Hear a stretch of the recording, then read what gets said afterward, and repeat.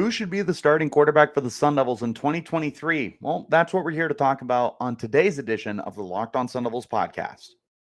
Are Locked On Sun Devils, your daily podcast on the Arizona State Sun Devils, part of the Locked On Podcast Network, your team every day.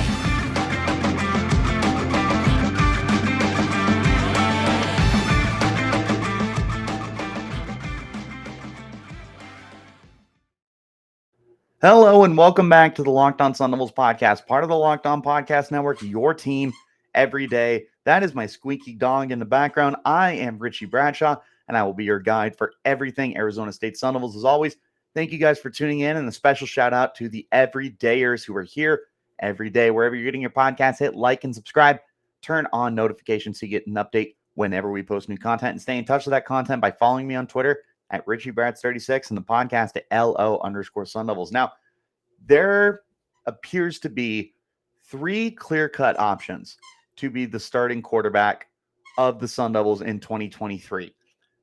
Bennett Meredith has transferred out of the program, and while I'm not going to count Jacob Conover out completely, it definitely feels like he lost the edge in spring, and he would need just a heck of a training camp to be able to usurp the top three guys right now. Those top three, of course, being Trenton Bourguet, Drew Pyne, and Jaden Rashada. We're here to talk about those three in particular and a case to start each of them in week one of the season. We're going to start with Trenton Bourguet, the savior of last season. He was able to get two of ASU's three wins. The offense turned around. Everything seemed to be a little more in tune when he took over the offense. And that's where we start with the argument to start him is he established some credibility last year. Like, this is a guy who came in off the bench and had spent so many years on that bench, didn't transfer out of the program. He was a walk-on, so it's not like there were expectations for him. And nonetheless, he stuck it out in the program. He bided his time and eventually was able to get on the field. And when he got on the field, like I said, it just felt like the offense transitioned with him, and everyone felt more confident on the field when Trenton Bourguet was under center. And that goes a long ways, especially when you look at the turmoil of a season that the Sun Devils had last year. I mean, you got to find any bright spots that you can, and Trenton Bourguet was one of the brightest. And not only that, but he established some some chemistry with the top guys here. And they brought back Elijah Badger and they brought back Jalen Conyers, right? They're two top options, guys who could be competing for all Pac-12 this year. They brought those guys back, and you know who just so happened to explode when Trenton Bourguet took over? Jalen Conyers and Elijah Badger. They had already looked okay. Jalen Conyers especially took off when Bourguet got under center. Those guys clearly have something going there. And that means something when you're looking for a quarterback to start is the guys who have chemistry with their options. And there's no better place to start than a guy who has thrown to these guys in actual like games that matter, not practice, not scrimmages, in actual games. Trenton Bourguet has a half of a season's worth of experience working with these guys, and not just them. He worked with backup tight end Messiah Swinson. He worked with one of the wide receivers, Giovanni Sanders. He's worked with Andre Johnson and Chad Johnson and so many other guys on this roster from last year. He's clearly comfortable with the weapons here. And again, that's just a very important thing. And then, of course, the final reason I have listed here, and this is more skepticism than anything else, but tell me that there's not this feeling behind him of like magical senior season. I don't know what it is, but I look at Bourguet and I'm like, you know what? I'm not saying Jake Plummer senior season, but who's to say that he can't come out and just have some fireworks? It feels like a storybook ending here for Bourguet, who, again, like I said, he was a walk-on. There were no expectations for him. He didn't get any scholarships. He wasn't even pursued by Arizona when he was a Tucson kid. Wasn't pursued by them. Like, that's crazy for him to have stuck it out with this program as long as he has. And now an opportunity for him to be the starting quarterback again in his senior season in a year where there's a brand new head coach and they're looking for any ups that they can possibly get right now to help get them over the hump, to help win them football games, to help put people in seats, to help be exciting enough to want to invest your time in. And Bourguet could be that guy. Like, I'm just saying, football and sports in general can be like poetry sometimes. And this feels like the most storybook ending for Trenton Bourguet. I think that when you look at Bourguet, he's undersized. He doesn't have the biggest arm in the world. He's not the most mobile guy in the world. He's not the most accurate guy in the world. It's not like this is like some can't miss kid. But what is can't miss about him is grit, determination, character, effort, all of that good stuff. You don't stick at a program as a backup for 4 years and not have those kind of qualities. This is a kid who's been waiting for his opportunity. He got a taste of it last year and he performed well. All I'm saying is maybe you give him a chance to continue performing well. You give him an opportunity to still be a potential starter for this year. He's clearly in the race. And for what it's worth, I thought he was the sharpest quarterback in spring practice. Like throughout the entirety and certainly during the game, I thought Trenton Bourguet was the best quarterback of the bunch. And that's not to say the other guys were like terrible. I think that Bourguet looked good. He looked the part. He looked confident. Like I've been mentioning, this is a guy we shouldn't sleep on. This is a guy we shouldn't overlook. And again, I'll echo it. I'm just saying, sports are like poetry, and there just feels like there's some kind of magic here that's just waiting to happen with Trenton Bourguet under center. That's my argument for Bourguet as the starter. What do you guys think? Let me know. In the meantime, I got to talk to you guys about Built Bar. If you're looking for a delicious snack and you don't want all the sugar and calories, you need to get the best protein bar ever. Built, you got to try this. If you're like me and you want to make healthier snack choices, but you don't want to compromise on taste, then I've got just the thing for you. Built Bars and Built Puffs. Built Bars are healthy and taste amazing. Seriously, they're so amazing, you won't think they're good for you. You got to try this. What makes Built Bars so good? Well, for starters, they're covered in 100% real dark chocolate. That's right, real chocolate. And they come in unbelievable flavors like churro, peanut butter brownie, and cookies and cream. I'm not sure how they do it, but Built Bars taste like a candy bar while maintaining amazing macros. And what's even better is they're a healthy option with just 130 calories and 4 grams of sugar and a whopping 17 grams of protein. And now you don't even have to wait around for a box. For years, we've been talking about ordering your Built Bars at Built.com, but you can now get them at your local Walmart or Sam's Club while you can still get your specialty flavors at Built.com. So head to your nearest Walmart today, go to the pharmacy section, and grab yourself a box of Built Bars. You can get a 4-bar box of cookies and cream, double chocolate, or coconut puff if you're closer to Sam's Club. Run in and get a 13-bar box with our hit flavors, brownie batter, puff, and churro puff. You can thank me later. Get yourself a great tasting protein bar. Get yourself the difference with Built Bar. As always, thank you guys for tuning into the Locked On Sun Devils podcast. A special shout out to our everydayers.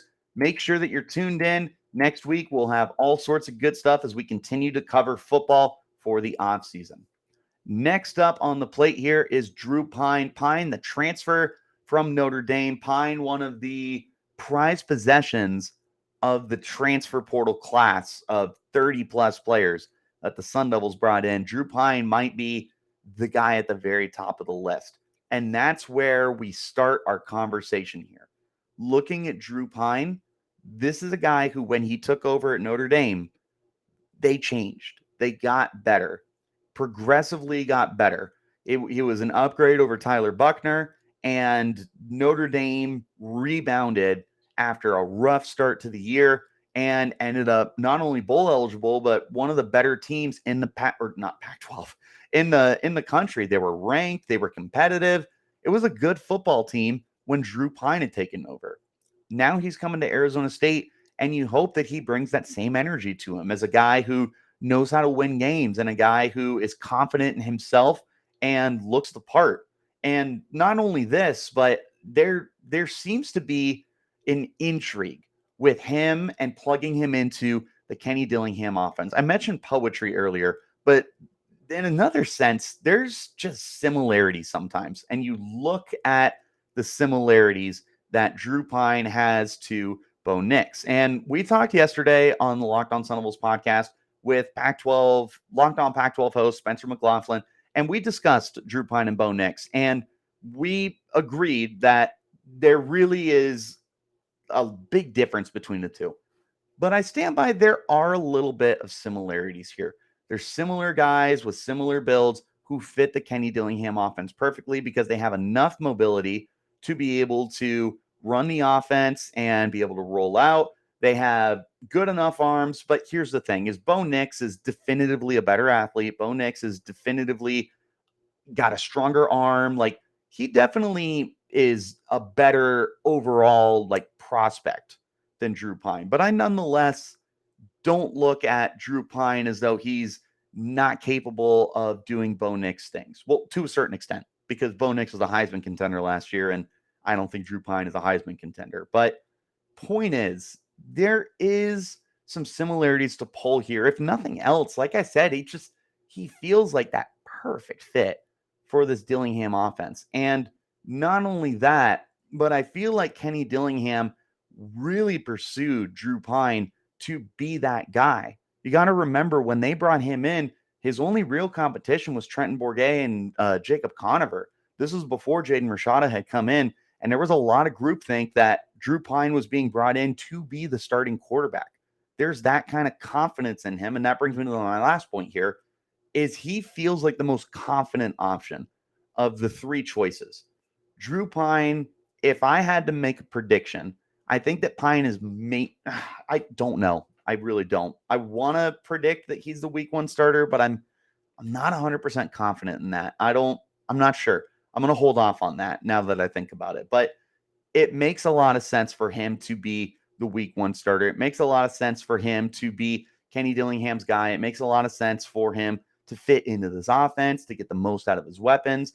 And for what it's worth, he was able to get quite a bit out of the guys he had last year. Michael Mayer, who could potentially be a first-round pick in this year's draft and was a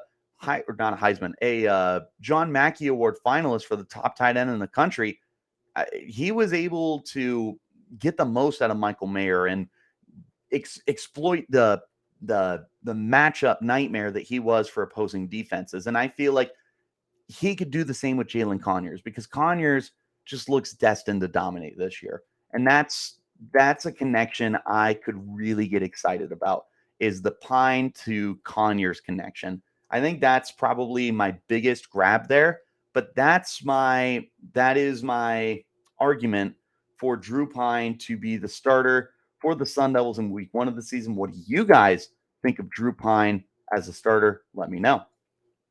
One more time, thank you guys for tuning in. Wherever you're getting your podcast, hit like and subscribe. And don't forget to tune in next week as we continue talking about football during the offseason, probably some basketball updates for you as well. The moment probably majority of you guys have been waiting for is Jaden Rashada, the 4-star quarterback prospect, that highly recruited 4-star, nearly a 5-star. I think he was a 5-star at one point, like to some websites. Like it changes, it fluctuates, but neither here nor there. Jaden Rashada feels like the future of this program. And that's where we'll start. Is Rashada is young, he's exciting, he's got untapped potential to become a great quarterback. He's got the build at 6'3" or 6'4", depending where you look. He's got a big arm, he's mobile, he can run. Not only can he run, but he can just maneuver the pocket very well. Like, he doesn't depend on his legs to be like a dual threat quarterback, but certainly don't think he can't take off on a big game for you. But the way he's able to move around so confidently is what gets your attention. And then to deliver strikes down the field, he's got probably the best arm on this team right now. I think that Rashada's arm strength is a step ahead of both Pyne and Bourguet. And this is the kind of guy that excites a fan base. And that brings me to my next point, is ASU is going through a rebuild, and it's going to be very difficult to get people to want to invest their time right, wrong, or indifferent. Look at the spring game. Kenny Dillingham had a lofty goal and just was nowhere near it. And it's upsetting, but it makes sense, especially when you consider this is not an easy place to get people to buy in. Like, Arizona fans can be fickle at times, When the Phoenix Suns are great, everyone's going to the games. But, 5, 6 years ago, when the Suns weren't great, you couldn't pay someone to go to the games. Like, you couldn't hand out free tickets because people wouldn't want to pay for parking. It's difficult to get people to buy in Arizona. But again, when you're putting out a good product, Arizona fans can be great. Those Suns games are electrifying. The Cardinals, when they're a good team, they have a great home field advantage. The problem is the Cardinals just haven't been good, and because of that, you've got other teams, fans that are coming in and whatnot. It's just the way it is in Arizona. And to get people engaged with Arizona State football again, you got to put a good product out there, or at the very least, you got to put something intriguing out there that's going to draw the fans to go out to the games. They want to be interested. They want a storyline to follow. There's no better storyline here than Jaden Rashada. Is the exciting kid. He's the face of Kenny Dillingham's tenure right now. Like, he's the prized possession of the entire offseason, both in the not the transfer portal, but the entire recruiting class. Like, if you included the transfer portal, this is the guy. This is the face of Arizona State. And they are going to want to put their eggs in this basket. I don't know if you do it week 1, but here's the thing. And this leads me to my final point. The future is now. Arizona State is probably not going to be a great team this year. So why wait? Why wait to get the exciting freshmen onto the field? See what you got. See if you need to continue heavily recruiting the position in 2024 and moving forward. See if this is a guy who can will you to wins. Like, he could potentially be that big of a difference maker. The talent is certainly there for him to take over this program. Like, there's a lot of upside here with Rashada that I don't know that Bourguet or Pyne present for you. The sky feels like the limit for this kid. We got to remember, this is one of the most highly recruited quarterbacks in a pretty stacked quarterback class that had Arch Manning and Dante Moore. Like, there was a lot of good quarterbacks this year, and Jaden Rashada was one of them. And Arizona State got him coming off a 3-win year. So why wait? Why wait to put Jaden Rashada on the field when you can see what you got in him right now? When you can encourage the fan base to say, come see the future. This kid's going to be great. Encourage people. Get people to buy in. That's why Jaden Rashada should be the week 1 starter. What do you guys think about Jaden Rashada being the starter? More importantly, of the 3, who do you think should be the week 1 starter? We got a lot of time between now and the start of the season to continue this conversation, to continue evaluating, and to continue debating with each other. So please, wherever you're getting your podcast, hit like, subscribe, and turn on notifications as we continue the conversation for the remainder of the offseason. And follow me on Twitter, hit me up. Let's have a conversation about these starting quarterbacks. You can find me at Richie Bradshaw 36. You can get the podcast at LO_Sun Devils. But that's today's episode. Thank you guys, as always, for tuning in. Special shout out to the Everydayers. I will see you guys next week. Till then, you keep it locked right here on Locked On Sun Devils.